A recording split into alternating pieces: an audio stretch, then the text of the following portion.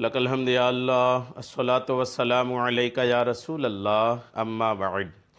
سلسلہ ہے ناظرین کے سوالوں کے جواب دینے کا۔ ہمارے ناظرین میں سے ایک ہماری اسلامی بہن ہے، انہوں نے سوال کی ہیں کہ آرٹیفیشیل ناخن لگانا کیسا ہے؟ مصنوعی ناخن آتے ہیں، کچھ بنے بنائے، کچھ ایسے ناخن آتے ہیں جو عورتیں لڑکیاں جو ہے وہ اپنے ناخنوں کے اوپر لگاتی ہیں۔ شرعاً اس کی اجازت ہے کہ نہیں؟ شریعت اس کے بارے میں کیا کہتی ہے، اس تعلق سے انہوں نے پوچھا ہے۔ میں انشاءاللہ آپ کو جواب دیتا ہوں، آپ توجہ کے ساتھ اس پورے جواب کو سنیے۔ ناخن کے تعلق سے جہاں تک بات ہے، ناخن کے تعلق سے اسلام کی جو تعلیمات ہے، چونکہ آپ مصنوعی بناوٹی آرٹیفیشیل ناخن کے تعلق سے آپ نے سوال کیا ہے، اصلی ناخن تک کی جہاں تک بات ہے تو ناخن جب آپ آرٹیفیشیل لگائیے گا، ظاہر سی بات ہے آرٹیفیشیل ناخن جب لگائیں گے تو وہ بڑھا ہوا ملتا ہے، اور کافی بڑھا ہوا ملتا ہے، کافی لمبے لمبے ناخن ہوا کرتے ہیں وہ۔ اور ناخن لمبا رکھنا یا ناخن کو بڑھانا اسلام نے اس کو ناپسند کیا ہے۔ اسلام میں اس کو برا کہا گیا ہے کہ کوئی اپنے ناخن کو لمبا کرے، یہاں تک کہ لمبے ناخن کے معاملے میں جو مذمت میں حدیثیں آئی ہیں وہ بھی میں آپ کو سناتا ہوں۔ ناخن بڑھانا انتہائی مذموم برا کام ہے۔ حدیث شریف میں ناخن تراشنے اور غیر ضروری بالوں کی صفائی کی تاکید کی گئی ہے، اور صفائی نہ کرنے پر وعید سنائی گئی ہے۔ یہ مسند احمد میں اس طرح کی حدیث پاک ہے۔ ناخن بڑھانا یہ ایک حیوانی خصلت ہے، انسانی خصلت نہیں ہے۔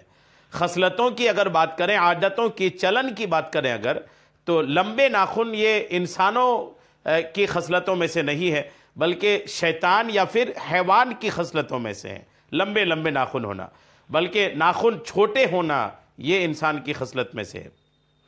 جب اصل ناخن جو آپ کے اصلی ناخن ہے وہ بڑھانے کی حدیث میں اجازت نہیں دی گئی، اسلام میں اجازت نہیں دی گئی، تو الگ سے ناخن لگا کر کے اس کو بڑھا ہوا دکھانا، مصنوعی آرٹیفیشیل ناخن لگا کر کے اس کو بڑھا ہوا دکھانا، لمبے دکھانا، یہ اس کی کہاں اجازت ہوگی؟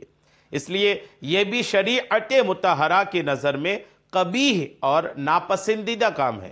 اس سے اجتناب ضروری ہے، جی ہاں، اس سے اجتناب، اس سے بچا رہنا یہ نہایت ضروری ہے۔ یہ حکم بھی اس صورت میں ہے کہ یہ مصنوعی آرٹیفیشیل ناخن فرائض کی ادائیگی میں رکاوٹ نہ ہو۔ اگر یہ اصل ناخن یا نیچے کے جلد تک پانی پہنچنے میں رکاوٹ ثابت ہو، جو آرٹیفیشیل ناخن لگائے، اگر وہ ناخن ایسا ہے کہ وہ آپ کی اصل ناخن تک یا انگلی کی چمڑی تک پانی نہیں پہنچنے دیتا، تو وضو نہیں ہو پائے گا، غسل نہیں ہو پائے گا۔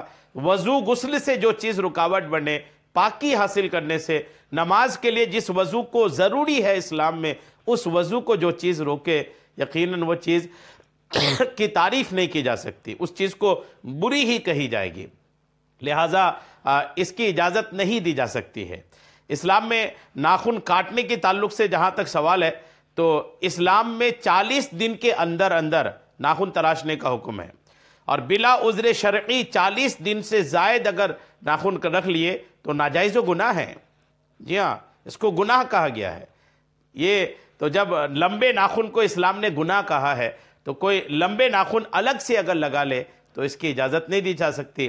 ہاں، کوئی اگر یہ کرے، اگر کوئی صرف یہ ساری چیزوں سے پرے، ایک بات یہ کہی جا سکتی ہے کہ کوئی اگر صرف اپنے شوہر کے لیے زینت اختیار کرے، صرف شوہر کے لیے، وہ بھی شادی شدہ عورت صرف اپنے شوہر کے لیے زینت اختیار کرنے کے لیے، سجنے سنورنے کے لیے اگر اس کو لگاتی ہے اور صرف اپنے شوہر تک ہی اس کو رکھتی ہے، شوہر اگر چلے گئے یا شوہر کے چلے جانے کا وقت ہے تو صرف نکال کر کے رکھ دے، اور صرف شوہر کے لیے ہی اگر اس زینت میں اس کا استعمال کریں، تو کہیں جا کر کے کچھ حد تک محدود صورتحال میں اجازت دی جا سکتی ہے، چونکہ عورتوں کے لیے شوہر کے لیے زینت اختیار کرنے کی، سجنے سنورنے کی اجازت دی گئی ہے۔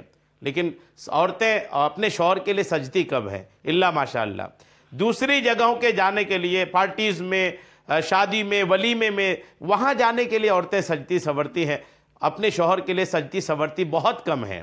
تو اگر بند کمرے کے اندر اپنے، یا بند گھر میں ہی اپنے شوہر کے لیے سجنا چاہتی ہیں اور آرٹیفیشیل ناخن اپنے شوہر کے دل لبھانے کے لیے لگانا چاہتی ہیں، تو جا کے اجازت دی جا سکتی ہے۔ یہ بھی نہیں کہ شوہر کے ساتھ بازار جاؤں گی تو پہن لوں، نہیں، شوہر کے ساتھ پارٹی میں جا رہے ہیں، ولیمے میں جا رہے ہیں تو لگا لیں، جی نہیں، وہاں پھر آپ دنیا بھی دیکھے گی شوہر کے ساتھ، تو وہ اجازت نہیں دی جا سکتی، صرف شوہر اگر دیکھے تو اجازت دی جا سکتی ہے۔